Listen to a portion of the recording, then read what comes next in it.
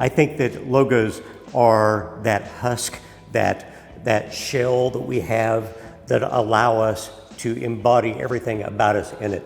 And we're such a brief society. We want to know things so quickly that it basically is a wallet that carries all of that identifying information about that individual, that company inside of it, so that when you see that wallet in front of you, you know those things already.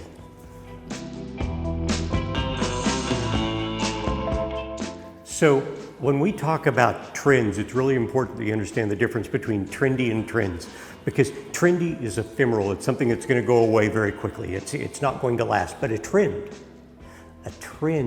is about evolution. It's about the trajectory that something is moving in. If all of a sudden time stopped and you were walking down a beach and there was a beach ball in the air, you knew that it wasn't flying, but it was flying in a direction, but you didn't know where because it was stopped. But if you looked and you saw over in the corner somebody throwing that beach ball, if you saw that motion, you would know the line of trajectory. You would know where that ball is going to go to. So that as soon as time started, that ball would start flying, but you would be out of the way.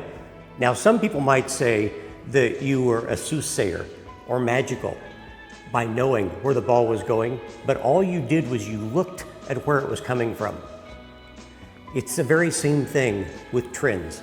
If you look to where design is coming from, you can tell where it's going, and that's evolution.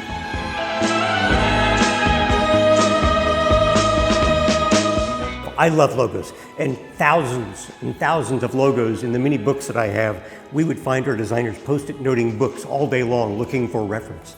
And it really was designed as a tool for designers to be able to find that reference and inspiration from other designers, not only what they had designed that was given to the client that they used, but imagine all those logos that were never used. All that great design that's out there that no one ever sees.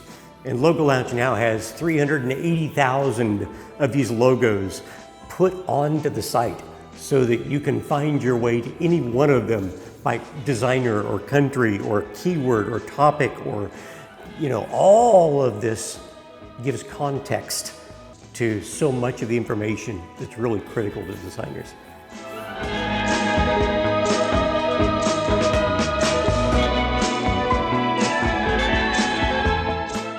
It's less important to know where you are and more important to know how you got there.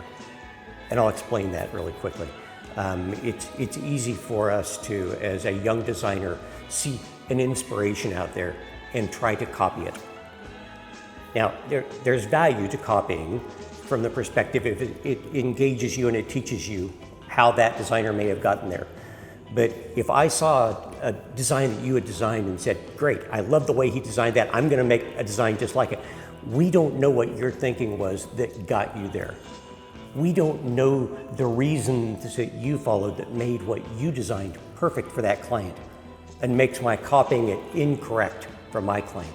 So it's more important to know where you're coming from than it is to know where you are.